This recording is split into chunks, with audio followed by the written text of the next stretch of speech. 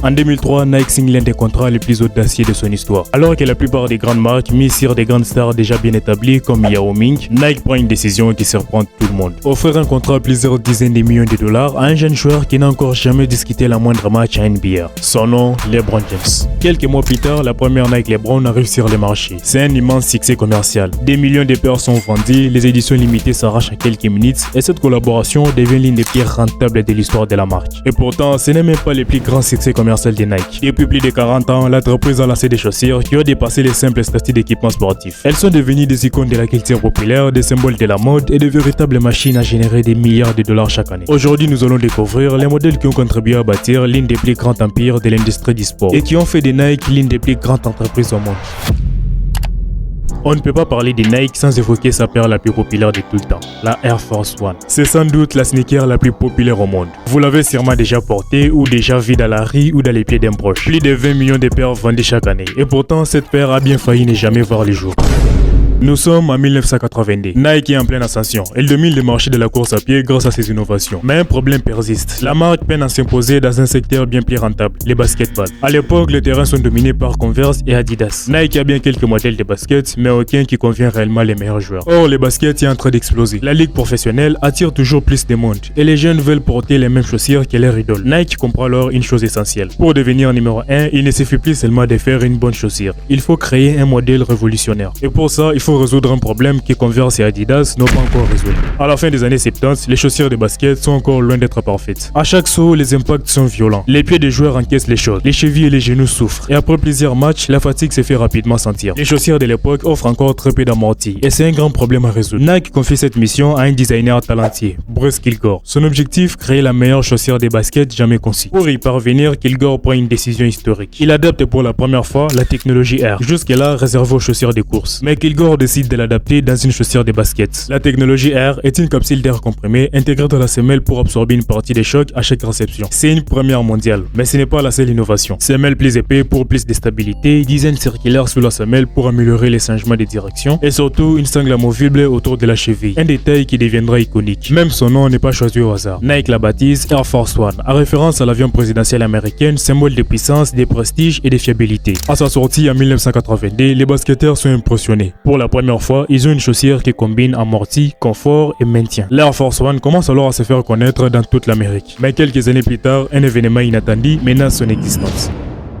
En 1984, Nike arrête sa production avant même son véritable succès. À l'époque, la stratégie de la marque consistait à renouveler constamment ses modèles. Pour Nike, la Air Force One a déjà rempli sa mission et il est temps de passer à autre chose. Il lance alors la Air Force D, 3 et même la 5, qui malheureusement n'arrivera pas au même niveau que la Air Force One. La marque n'avait pas prévu la réaction du public qui continuait à réclamer la Air Force One. À Baltimore, plusieurs boutiques spécialisées constataient que les clients réclamaient toujours cette chaussure. La demande est si forte qu'il convient Nike de relancer une production limitée. Cette décision va changer à jamais l'histoire de la Air Force One. Peu à peu, la chaussure quitte les terrains pour envahir les rues. Les artistes hip-hop, les rappeurs et les passionnés de la mode s'y l'approprient. Sa version tout blanc devient un symbole de style dans les années 90 puis dans les années 2000. Plusieurs artistes contribuent à sa popularité, notamment les rappeurs Nelly qui lui consacrent en 2002 les morceaux Air Force One.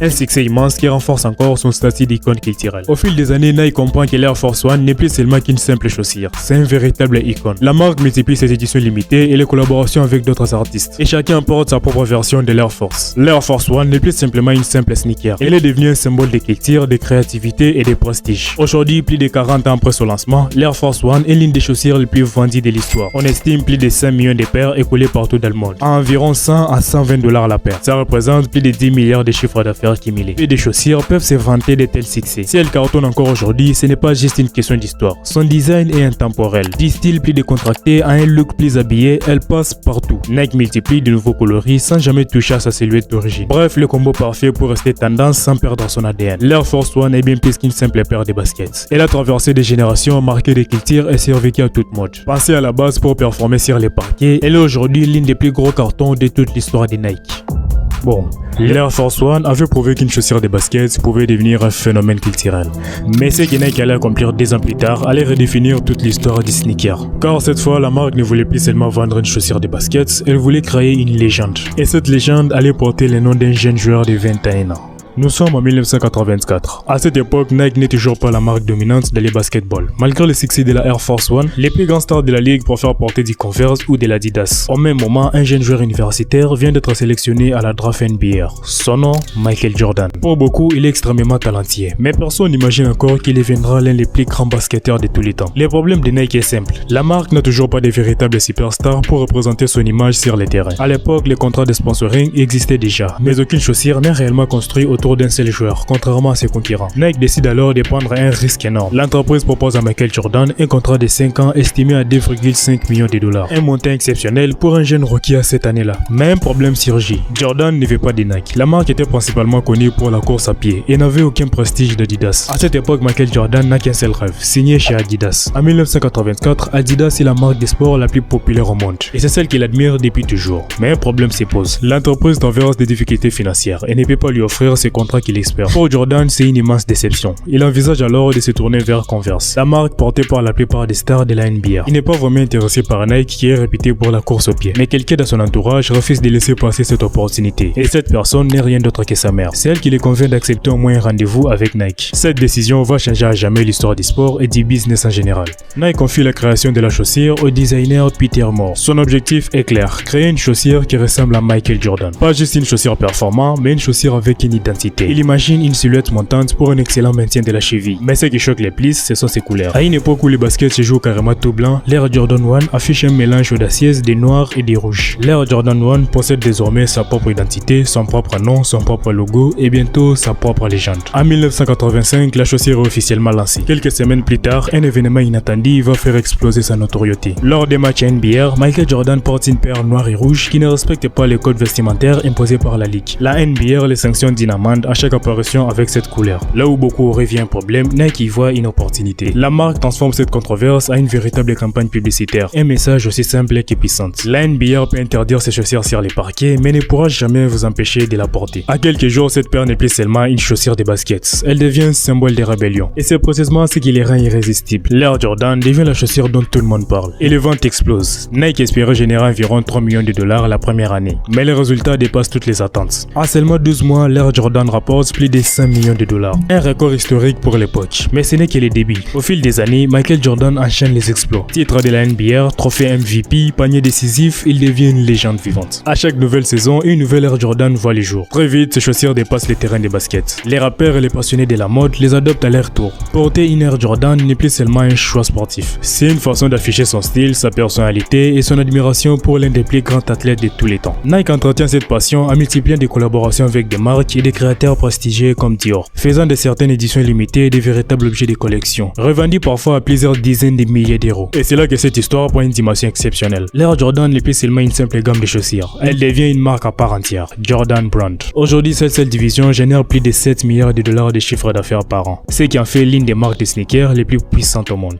Depuis 1985, des centaines de millions de paires d'Air Jordan ont été vendues à travers le monde. Tout ça à partir d'un joueur qui rêvait au départ de signer chez Adidas. Mais le plus impressionnant, ce n'est pas seulement le succès de Nike, c'est celui de Michael Jordan lui-même. Grâce aux royalties qu'il perçoit sur chaque paire vendue, il gagne aujourd'hui plusieurs centaines de millions de dollars par an. Un montant largement supérieur à ce qu'il gagnait lorsqu'il jouait encore à la NBA. Aujourd'hui, plus de 40 ans pour son lancement, la Air Jordan continue toujours de se vendre par millions chaque année. Mais au fond, le véritable secret du succès est ailleurs. Nike n'a jamais vendu uniquement une chaussure. Elle a vendu l'histoire d'un homme devenu une légende. Et tant que cette histoire continuera d'inspirer des millions de personnes, les Air Jordan continueront elles aussi d'écrire leur légende.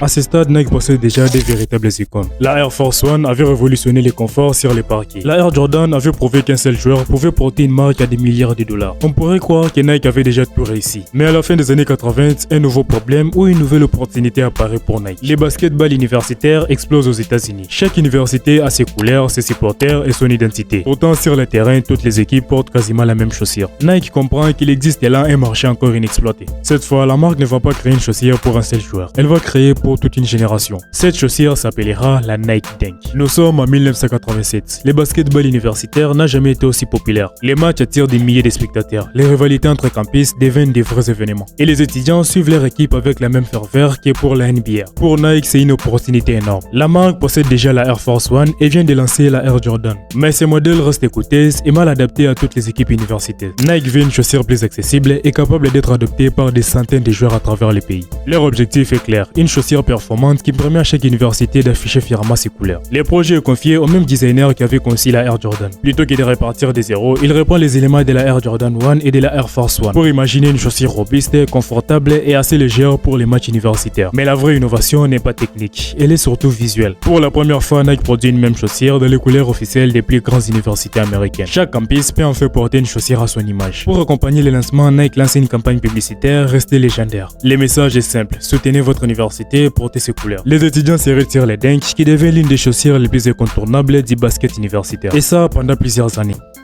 Les technologies évoluent et les joueurs pro veulent des modèles beaucoup plus modernes. Et les matchs universitaires n'ont plus la même hype. Peu à peu, la Dunk disparaît des projecteurs. Beaucoup pensent que son histoire est terminée. Mais c'est précisément à ce moment-là que tout recommence. Pendant près de 10 ans, personne n'entend parler de la Nike Dunk. Jusqu'à la fin des années 90, un autre univers découvre ses chaussures, les skaters. Pas pour son histoire de les baskets, mais parce qu'elle est solide, confortable et offre une excellente adhérence sur la planche. Nike repère vite la tendance. En 2002, la marque lance officiellement la Dunk SB. Cette nouvelle version est pensée pour les skateboards. Semelle plus épais, rembourrage renforcé, amorti amélioré. La Dunk renaît dans un tout autre univers. Et c'est là que Nike change définitivement sa stratégie. Produire la Dunk SB à quantité limitée et multiplier les collaborations avec des artistes, des boutiques et des créateurs. Chaque sortie devient alors un événement. Les marchés de la revente explosent. La Nike Dunk devient un véritable objet de collection. Au fil des décennies, la Nike Dunk est devenue l'une des chaussures les plus rentables jamais créées par la marque. On estime plus de 5 millions de paires vendues depuis son lancement, soit plus de 10 milliards de chiffres d'affaires cumulés. Imaginez à l'origine, pour représenter les couleurs des universités américaines, la Nike Dunk est devenue la preuve qu'une chaussure peut renaître plusieurs fois et conquérir des publics totalement différents. Et rester décennie après décennie l'un des plus grands succès commerciaux de Nike.